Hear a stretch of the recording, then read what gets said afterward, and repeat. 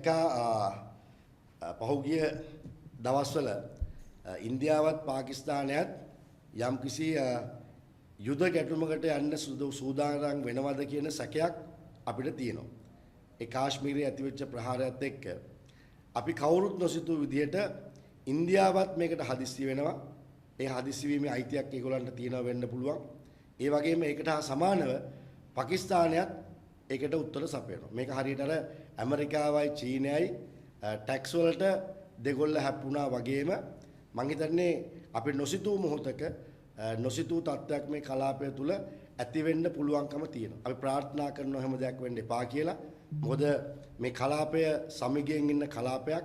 අපේ රටවල් අතර විශාල අන්‍යෝන්‍ය අවබෝධයක් තියෙනවා, සම්බන්ධයක් තියෙනවා. ඒ වගේම ත්‍රස්තවාදී කාරණා පිළිබඳව අපිට අත්දැකීමකුත් තියෙනවා. ඒක ප්‍රතිඵලත් අය භුක්ති විඳලා තියෙනවා. ඒ වගේම ත්‍රස්තවාදයට විරුද්ධයි කියන කාරණාව ලෝකේ කාටවත් ලංකාවේ මතවාදයේ පෙන්වන්න දෙයක් නැහැ. අපේ ත්‍රස්තවාදයෙන් බැටකෑවා, ත්‍රස්තවාදයේ ජයග්‍රහණය කරා. ඒ වගේම නැවතත් ත්‍රස්තවාදය කියන එකට අපි විරුද්ධ රාජ්‍යයක්. හැබැයි අපි අනුර කුමාර ජනාධිපති සහෝදරයාට අපි මතක් කරන්න ඕන පණිවිඩයක් තියෙනවා. ඔබතුමා මේ රටේ ජනාධිපතිවරයෙක් හොඳට මතක තියාගන්න. ඔබතුමා NPP එකේ ජනාධිපතිවරයාවත් ඔබතුමාට ඡන්දෙ දුන්නාගේ ජනාධිපතිවරයාත් පමණක් නෙමෙයි ඡන්දෙ නොදුන්න අපේ ජනාධිපතිවරයා ඔබතුමා. දැන් මේ ඉන්දියාවයි පාකිස්තානයයි යම් කිසි අයුරකින් යුදමය තැනකට යන්න සූදානම් වෙනවනම් ඔබතුමාට කිසිම අයිතියක් නැහැ එක රටක පැත්තේ ගිහිල්ලා හිට ගන්න. මොකද ඉන්දියාව කියන්නේත් අපේ මිතුරෙක්, පාකිස්තානය කියන්නේත් අපේ මිතුරෙක්. ඒ වගේම කලාපය ගත්තාම බලවතුන් දෙපළක්. ඉතින් මේකට මැදිහත් වීම තුල ඔබතුමා අවධානමට ලක් කරන්නේ මේ රටේ ජනතාව. මේ රටේ ජනතාවගේ රැකියාවල් වෙන්න පුළුවන් විදේශගත සේවය කරන මේ රටේ ජාතික ආරක්ෂාව වෙන්න පුළුවන්. ඒ නිසා ඔබතුමා ඊට වඩා විදේශ ප්‍රතිපත්තිය පිළිබඳව අත්දැකීම් තියෙන අයගෙන් අවබෝධයක් ගන්න, උපදෙස් ගන්න, ඒ වගේම හොඳ සාකච්ඡාවක් කරලා ඒ යම්කිසි රාජ්‍යතාන්ත්‍රික ගැටලුවකට මැදිහත් වෙනවනම්, ඒකට වචනයක් කියනවනම්, ඒකට අදහසක් දක්වනවනම් මම කියන හොඳම උදාහරණය තමයි සිරිමාව බණ්ඩාරනායක මැතිණිය. එතුමියට පුළුවන්කම ලැබුණා non violence movement එක හදන්න. නොබැදි ජාතීන්ගේ සමුළුව එතුමිය කැඳෙව්වා. නොබැදි ජාතීන්ගේ සමුළුවේදී අපි කිසිම රටක් එක්ක වෛරයක් නැහැ. අපි සියලුම රටවල් එක්ක අපි සම්බන්ධයි. අපි හිතවත්. හැබැයි මේ වෙලාවේ මේ ඉන්දියාවයි පාකිස්තානයේ ප්‍රශ්නෙට ලංකාව මැදිහත් වෙනවයි කියලා කියන්නේ ඉතාමත් අවදානමක් අපි රටක් විදිහට ගන්නවා. මොකද මේ බලවතුන් එක්ක අපිට හැප්පෙන්න පුළුවන් කමක් නැහැ. හැබැයි ඔබතුමාට පුළුවන්කම තියෙනවා මේ කලාපයේ ඉන්න සියලුම රාජ්‍ය නායකයෝ එකතු කරගෙන එක තැනකට ගේන්න පුළුවන් නම් එක තැනකට ගෙනල්ලා එක මතවාදයක් ගේන්න මේක සාමයෙන් විසඳ ගන්න. මේ සියල්ලම මනුස්ස ජීවිත.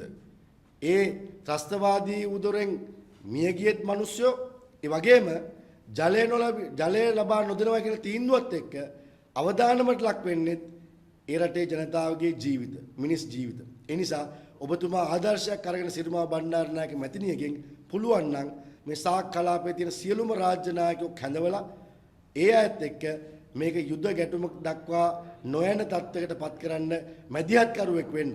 ඒ ඇරෙන්න කාගේවත් පැත්ත ගිහිල්ලා හිට ගන්න එක නෙමෙයි. කාටවත් උල්පන්දම් දෙන එක නෙමෙයි. වෙන වාසියක් වෙනුවෙන් වෙන පැත්තක් ගන්න එක නෙමෙයි. මොකද මේක පුද්ගලික කාරණයක් නෙමෙයි. රටක් විදියට තමයි මේ ගනුදෙනුව වෙන්න යන්නේ. ඒ අය බලන්නේ අනුර කුමාර දිසානායක කියලා කියන්නේ පුද්ගලෙක් විදියට නෙමෙයි. රටක මතයක් තමයි නියෝජනය කරන්නේ. ඒ නිසා මේ රටේ ජනතාවගේ ජීවිත අවදානමකට ලක් කරන්න එපා. මේ රටේ ජනතාවගේ රැකියාව අවදානමකට ලක් කරන්න එපා. මේ රටේ අනාගතේ ආර්ථිකය අවදානම් තැනකට ගේන්න යන්න එපා. ඒ නිසා අපි ඉල්ලීමක් කරනවා ඉතිහාසය පොඩ්ඩක් කියවලා බලන්න. අර පන්ති පහ විතරක් නෙමෙයි. ඉතිහාසය කියවලා බලන රාජ්‍ය නායකයෝ කොහොමද තමන්ගේ රටේ රාජ්‍ය නායකයෙක් විදියට රටක් නියෝජනය කරලා කතා කරේ? රටක් නියෝජනය කරලා මැදිහත් උනේ. ඒ ප්‍රශ්න වලට කොහොමද සාම දූතෙක් උනේ? මෙන්න මේවට හොඳ අවධානයක මේ පිළිබඳව හොඳට කායෙන් හරි අහගෙන උපදෙස් අරගෙන හොයලා බලලා මේ ප්‍රශ්නත් එක්ක මැදිහත් වෙන්න. එහෙම නැතුව හදිස්සියට මේ වැඩේ කරන්න ගිහිල්ලා මේ රට අමාරුවේ දාන්න එපා. ඒ වගේම ජනාධිපතිතුමාගේ මාධ්‍යංශනුත් ඉල්ලීමක් කරන්න ඕනකම තියෙනවා. ඒ තමයි අපි කියමු මෝදි ජනාධිපතිතුමත් එක්ක අනිල් කුමාර ජනාධිපතිතුමා කතා කරා. කමක් නැහැ.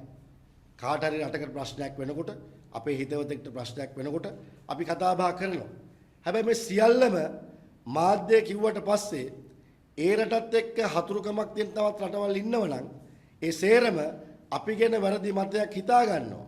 ඒ නිසා මේ කතා කරන හැමදේම එළිය කියන්න අවශ්‍යතාවයක් නැහැ. ඒ නිසා මාධ්‍යයේ බුද්ධිමතුන්ට මාධ්‍ය ඔස්තාරලට අපි ඉල්ලීමක් කරනවා මේවා පිළිබඳව අනුර කුමාරගේ සහ එහෙම නැත්නම් මාලිමාවේ ඇහෙන් විතරක් දකින්න එපා. මේක මාලිමාවේ ඇහෙන් දැක්කොත් මේ රටට විශාල හානියක් වෙනවා. ඒ නිසා කතා කරාට කමක් නැහැ ගැටලුවක් කරදරයක් වුණාම රටට රාජ්‍ය නායකයෙකුට. හැබැයි ඒ රට දුන පණිවිඩය ඉතාමත් වැරදි පණිවිඩයක්. මොකද මේ පණිවිඩය අහන්නේ ලංකාවේ අපි විතරක් නෙමෙයි. ලෝකේ බොහෝ රටවල් මේක අහනවා. ලංකාවේ මේ වෙලාවේ මතය මොකද්ද කියන එක ඒකෙන් තමයි එයා උකහා ගන්නෙ. එයා තේරුම් ගන්නෙ.